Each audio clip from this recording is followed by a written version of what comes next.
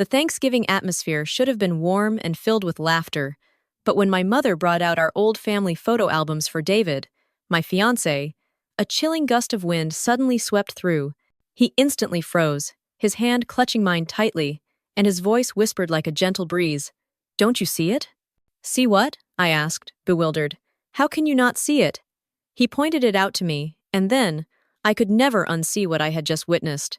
5 hours later, my phone displayed 911. I always imagined that if anything earth-shattering were to happen, a life-upending event, a story worth telling a therapist, or even a documentary crew, it would come with background music. You know, that low hum in the background, a cinematic tension, perhaps a thunderclap. But no, instead, there was potato salad. There was overcooked lamb. There was my mother humming Mariah Carey, her hands busily wiping the kitchen counter, as if she hadn't just weaponized nostalgia for the 20th consecutive year.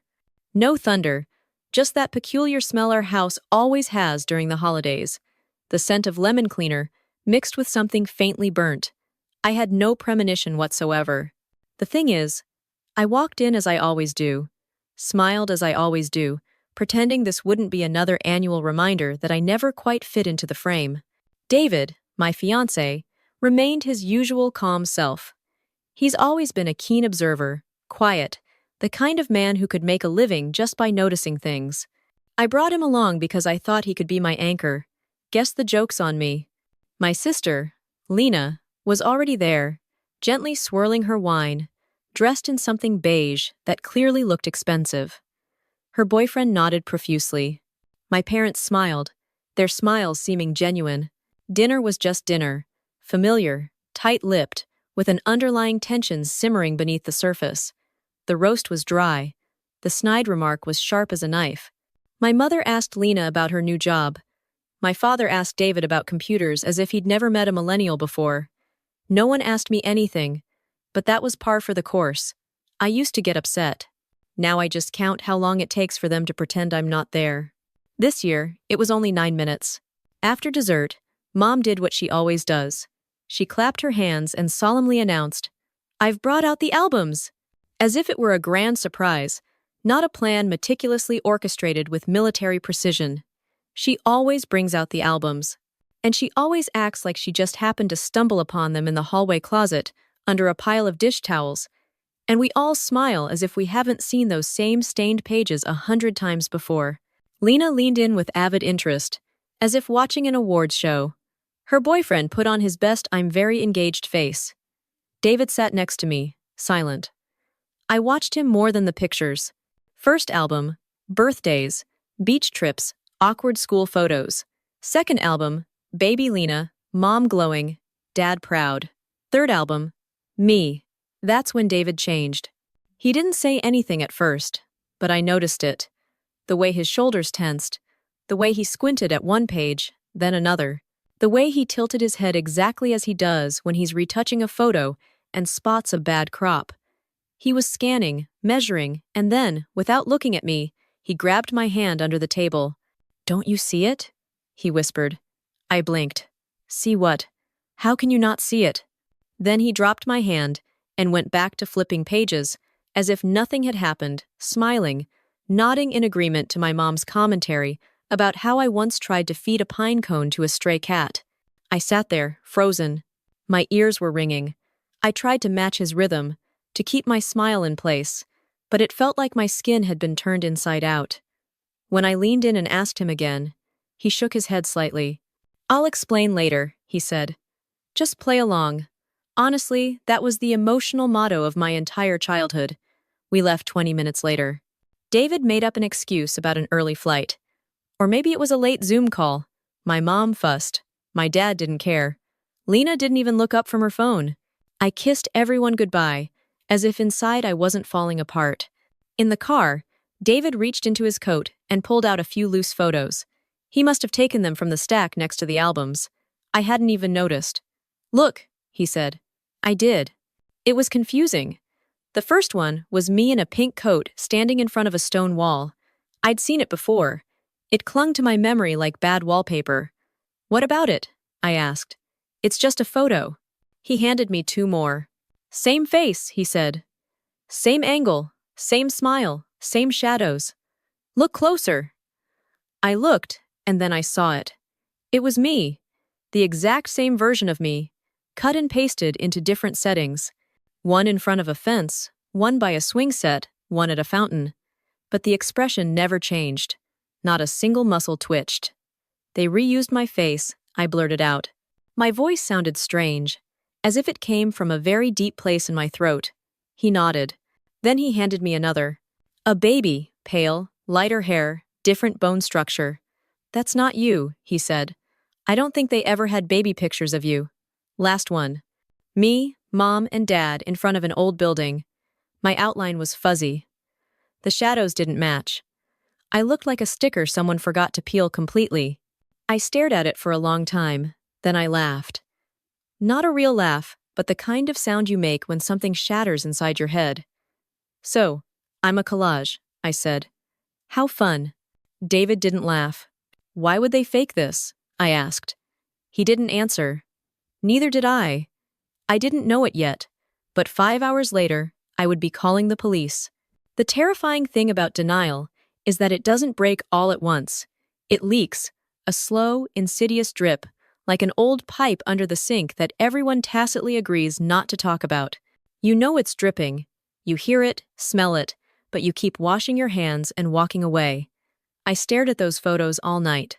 David eventually fell asleep beside me, but I couldn't rest. I just sat there in bed like a child waiting for monsters to appear. Except the monsters already had names. Mom and Dad. The photos were lined up on my nightstand. I kept checking them repeatedly, as if they would magically rearrange themselves when I wasn't looking. They didn't. My face was still there. Pasted, triplicated, frozen in some preset expression I didn't remember making. That baby still wasn't me. The lighting was still all wrong. And then it hit me. Not as a scream or some thunderclap of realization, but as a whisper I couldn't unhear. I had no idea where I came from. I mean that literally. I have no memories before I was 5. None at all. When I was younger, I used to think that was normal. Or maybe not completely normal, but at least explainable. My parents said it was because of the war. I was little. They said I was traumatized. They said the brain protects itself. They said a lot of things. And I believed them, because what was the alternative? Telling your second-grade teacher that you thought you skipped being a toddler? That your earliest memory was standing in a fluorescent-lit hallway, in a new country with your mom telling you to smile at someone holding a clipboard? Yes, that was my first real memory.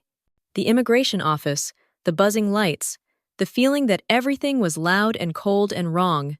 I didn't understand English yet, but I understood my mother's gaze. Perform. From there, things returned to normal. As normal as they could be. We had a small apartment. I started school. My mom packed my lunches like other moms did, except she didn't write notes. Instead, she packed me perfectly folded napkins. My dad read the newspaper as if it owed him money. They worked hard. They gave me what I needed. But love, that was a different story. When Lena, my younger sister, was born 2 years later, the temperature in the house changed overnight. Suddenly, there were baby books and camcorder footage and scrapbooks with glitter letters. There were birthday parties with meticulously planned themes.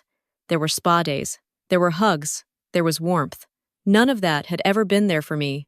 With me, it was always, "You're strong. You're independent. You never needed much." Which was just another way of saying, "We didn't give you much." I used to tell myself it was because I was older, because I was first, because they were figuring things out. But now, I wasn't so sure. There were no aunts, no uncles, no cousins. No one ever visited from the old country. We never went back. My parents said they had no one left. It was war, they said. Everyone is scattered. I asked about family once. My dad said it was complicated. My mom changed the subject. And then, the Facebook message appeared. I was 15. I walked into the kitchen and saw her glued to the laptop screen. She was staring at a message in a language I couldn't read at the time, Serbian. There was a name I didn't recognize, a woman. The message had hearts in it. My mother's face was blank. Then she deleted the message, blocked the sender, closed the laptop. When I asked who it was, she said, Spam. Spam doesn't send you messages that make your hands tremble like that. But I let it go, because I always let things go. I was diagnosed with PTSD at 17. Nightmares, panic attacks, this dull, ever-present fear, as if something terrible was always about to happen, as if I was waiting for a door to slam that never did.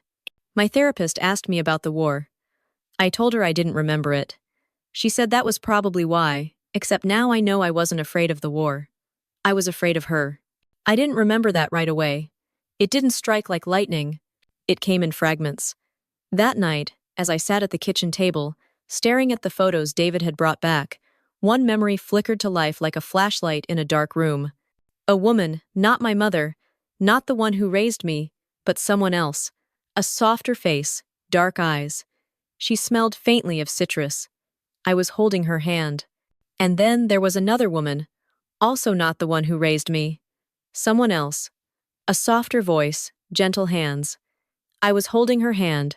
Then, the woman I grew up calling Mom walked in. She was younger, smiling as if she had just arrived. The first woman leaned down and said in Serbian, "This is your babysitter." That was the first time I met her. Then another flash. Me pulling on a coat, crying, saying, "I want Mama," and a hand on my shoulder, tight. "Don't say that again. If you talk about her, you disappear." I remember those words now. I didn't before, but they were there. Buried under years of being told to smile for the camera, and then the screaming. I was in a new, strange bed, my legs flailing, my chest burning. I was calling for her. The first woman, the one who smelled of citrus, and another voice. Enough. I don't know how long the panic lasted. Maybe minutes, maybe centuries. David found me on the kitchen floor, gasping for air, my palms flat against the tiles, as if I was trying to cling to something. He tried to touch me. I flinched. Instead, he sat beside me, silent. And somewhere in the middle of that, still on the floor, breath caught in my throat, vision swimming, I reached for my phone and dialed 911. The operator picked up on the third ring. 911. What's your emergency? My chest felt like it was caving in. My mouth opened, but at first, no sound came out. David was still kneeling beside me, one hand on my back, steadying my breath as if he could anchor it. I finally forced the words out. "I've been kidnapped." A pause, sharper now. "Ma'am, are you safe right now?" I think so. I'm home. Is the person who took you with you now?" No, it was a long time ago. I think I just remembered it." Another pause, then a shift in tone. Gentle, yet controlled. "Okay, take a breath for me. You're not in danger right now." "No, but it's real. I remember now. They weren't my parents." David reached over and took the phone. "Hi. This is her fiancé. She's having a panic attack. It just started about 15 minutes ago. She's been uncovering some things. Childhood photos that look clearly edited, no birth records, weird inconsistencies, and she just had a very vivid memory. She believes she was abducted when she was around 5. It would have happened 25 years ago outside the United States." The operator remained calm. "I understand. What's your location?" David provided our address. "I'm going to log this as a welfare check and forward it to the department's investigative unit," she said. "You'll get a call from an officer to follow up. If either of you feels unsafe in the meantime, don't wait. Call us back immediately." David thanked her and hung up. I was still shaking, but the words had been spoken aloud to a real person, and no one could take them back. I didn't sleep. I showered, changed clothes, folded laundry I didn't remember putting in. I think at one point I emptied the dishwasher. David hovered around me, made tea, watched me as if I were a fragile piece of glassware in an earthquake. "You should rest," he said at some point. I nodded, but didn't move. I kept expecting someone to knock on the door or burst through it, or for the floor to suddenly fall out from under me. Instead, the apartment remained quiet, only the soft hum of appliances, as if it didn't care what was happening to me. The next morning, I received an email. Case file opened, pending contact from an assigned officer. Someone would be in touch. That was it. I showed David. He read it twice, then just nodded. Now it's real, he said. Real? As if it hadn't been real when I was curled on the kitchen floor, trying to remember if I had ever truly had a mother. The knock came 2 days later. 3 taps, measured, calm, like a polite invitation. I opened the door and saw my mother holding a brown paper bag, as if she were delivering cookies. My father stood slightly behind her, hands in his coat pockets, face neutral. May we come in? She asked, already stepping forward. David appeared beside me. I slowly nodded and let them in. They sat on the couch like guests. My mother placed the paper bag on the coffee table. I brought some of that soup you like, the carrot one from when you were sick that time. The time I was 8 and she told me to stop crying because I wasn't dying. That soup? Thanks, I said, my voice flat. She smoothed her coat and looked around the apartment as if it might help her figure out what to say. My father remained standing. We spoke to the police, she finally said. They said you filed a report. I had. She looked as if she wanted to be offended, but didn't have the energy. You should have just come to us first. Would you have told me the truth? She paused, blinked. We didn't want to hurt you, David spoke. So, it's true. My father finally stepped forward. Yes, he said. You're not biologically ours. I exhaled through my nose. Not relief, just confirmation of something I already knew, but needed someone to say aloud. My mother nodded. Your birth mother was young, very young. She couldn't take care of you. She begged us to take you with us. Begged? I asked. She wanted you to have a better life. We were leaving, and she was staying behind. It was war. She knew what that meant. So where is she now? My mother clasped her hands. We don't know. You never checked? It was complicated. David crossed his arms. Why fake the photos? My father didn't flinch. We didn't want her to feel like she didn't belong. So you erased her real life and invented one? David asked. My mother's voice cracked. You were 5. You cried for her for weeks. It was awful. But you adjusted. You forgot. We thought it was better that way. You could have told me, I said. And said what? She snapped. That we took you from your mother? That you had a life you'd never remember? You would have hated us. You think I don't? Silence. Then she pulled something from her bag. A photo. Me, perhaps 6 years old, holding my father's hand. This one's real, she said, as if that could fix everything. I didn't touch it. They stood. My father looked at David, then at me. We didn't steal you, we rescued you. I didn't answer. Neither did David. And the worst part, for about 10 seconds, I almost believed them. I didn't ask them gently. I said, tell me her name. My mother blinked as if she didn't understand the question. My father did his usual thing, where he rubbed his face as if he was exhausted by the weight of having to deal with me. You were 5, she said. Your memories, they aren't reliable. Try me. She shook her head. We didn't want to hurt you. You already did. They looked at each other. Then my father spoke the name as if it were a confession. Maria Petrovich. No address, no contact, just the name. When I asked for more, my mother said, we lost touch. It was war. Right. And apparently war also erases your ability to type a name into Google. We started searching that night. David was on his laptop. I was on mine. My Serbian is passable when I'm talking to elderly relatives about food, but online research is another story. Maria Petrovich, apparently not an uncommon name. There were a few dead ends. A florist in Novi Sad, a retired gym teacher in Belgrade. Then I clicked on a grainy Facebook profile. No smile, no filters, just a woman with dark hair pulled back, early 52nd, faint lines around her eyes, and a face that made my stomach clench. I stared. David leaned over. She looks like you, he said. I slowly shook my head. No, I look like her. It wasn't just a resemblance. It was the kind of similarity that makes you uncomfortable. The kind you don't see in the mirror until someone else points it out. Same jawline, same eyes, same expression when she wasn't trying to have one. She hadn't posted in months, but her About section listed a town in southern Serbia, the same one I'd heard once in passing when I was 10, and my mom slipped up. We sent a message. We used Google Translate. It probably sounded robotic, but David checked it 3 times. I stared at the screen the entire time as if it might answer me back.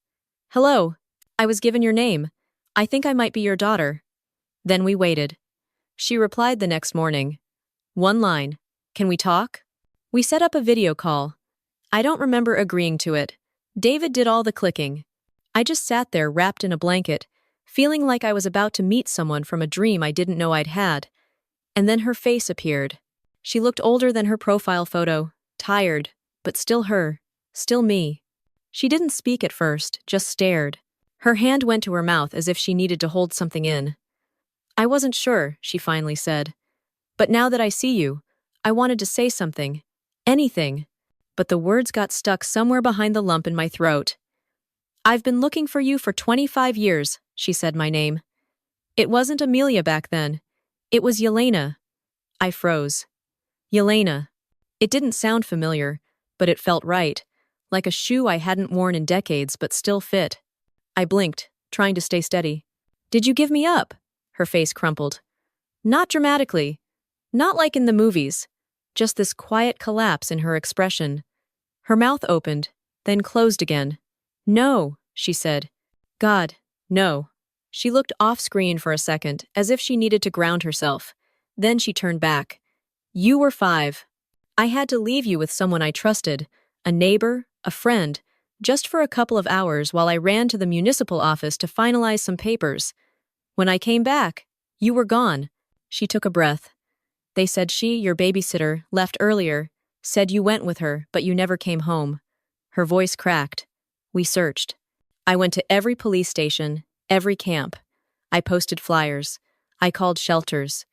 Everyone said children get lost during war. But I knew you didn't get lost. She paused. I just didn't know where to look. I sat very still. David was the one who asked, Did you ever apply to leave? She nodded.